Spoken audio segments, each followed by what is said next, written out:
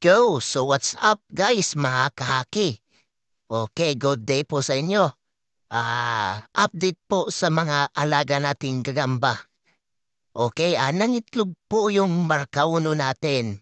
At nakakatuwa kasi nung una, sobrang ma ma-count mo lang siya sa mga daliri. Tapos, in the other day, dumadami na po sila. Kaya nakakatuwa, lumabas na sila sa kanilang egg sac. Tapos, boom! Sobrang dami guys. Grabe, nakakatuwa. Ito guys kitang-kita nyo, bilang lang sa daliri yung lumabas, ma-anim lang to, di ba? 2, 4, 6. Then, after 2 days guys, kwat. Yeah, grabe no? Sobrang dami niyan guys. Di mo mabibilang yan. Kung kanina 6 lang, di ba? Bilang lang sa daliri.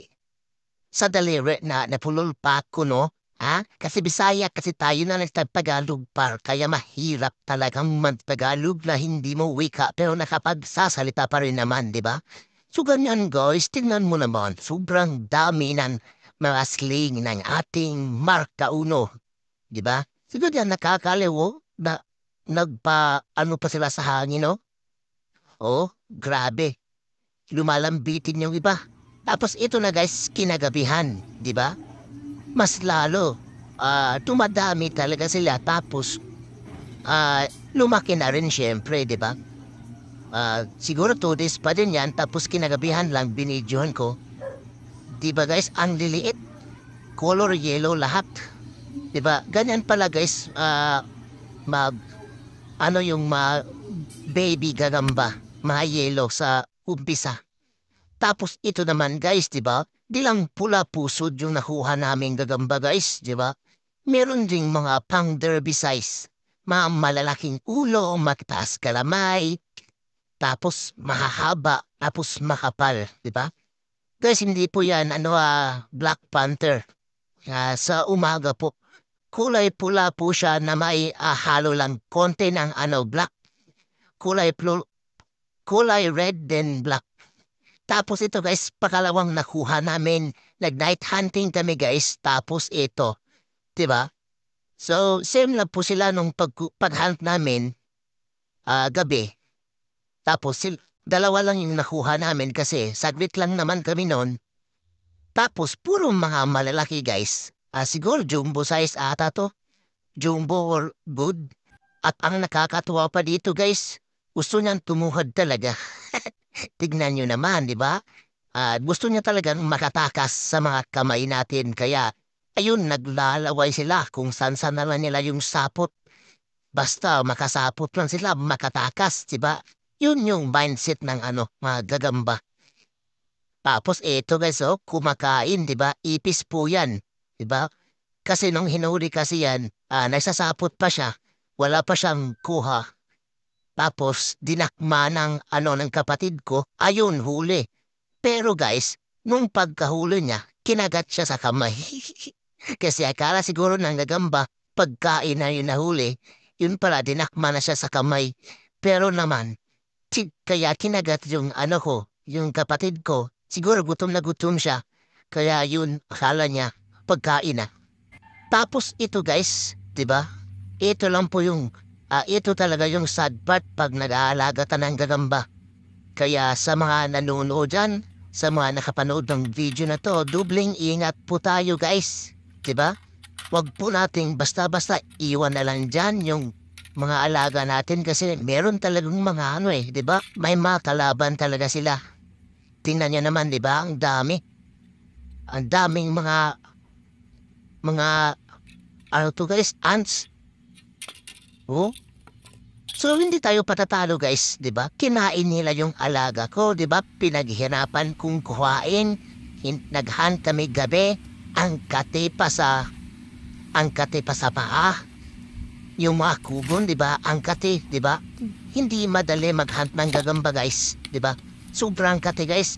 Pag nasagi yung lalo na yung halamang kugon, 'di ba? Guys, sobrang kate nun, 'di ba? Tapos nakashort ka lang, 'di ba? Sobrang kate talaga guys, kaya hindi madali. Tapos kakainin lang ng Diba? Ang Tagalog na ito, diba? Basta ant yan sa English, diba no? Wee! Yan, binirada ko lahat guys. Diba? Di tayo patatalo. Buhay ang kinuha, di buhay din ang kapalit, diba? So maswerte tayo guys na yung Marka Uno natin dyan at saka yung avatar natin, yung Marka Arrow. Yung mark niya sa likod is arrow talaga. So buhay pa din. Buti na lang hindi ko na ano doon, hindi ko nilagay sa kung saan yung mga ants na yan. Diba na nakabwisit talaga guys. Sobrang bisit na bisit ako dyan kaya pinisa ko lahat. Tingnan nyo naman, digil na digil ako dyan. Tingnan nyo naman, walang makakatatas dyan par. Lahat ng makikita kong kalat na ants, binidirada ko lahat, diba? Guys, galing kasi ako dyan gumala kasi ako niyan. Tapos, nagkuha ko ng dahon na hagunoy para sa mga alaga ko.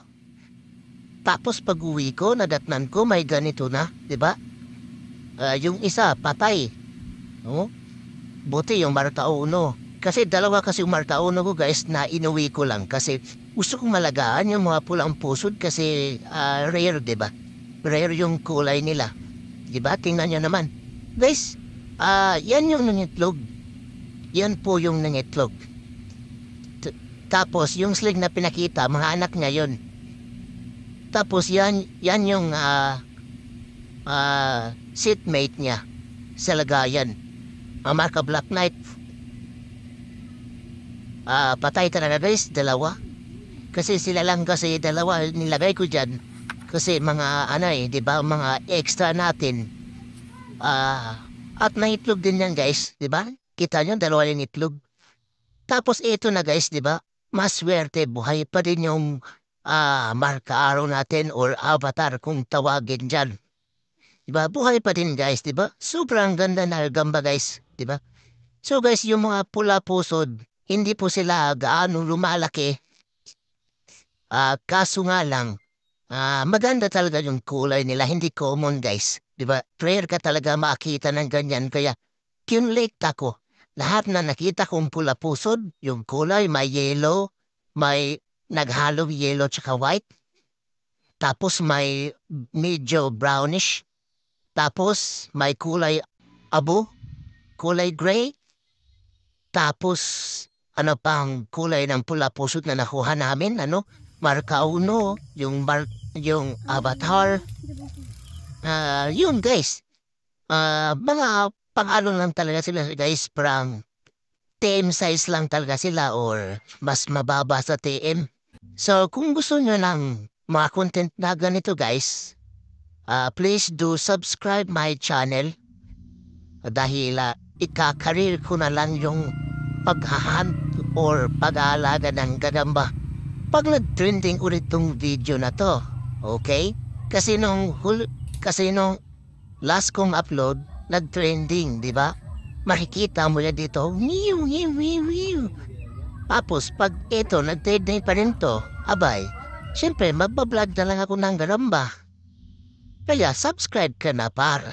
So, yun lang mga kahaki. Thank you for watching. God bless you. Yeah.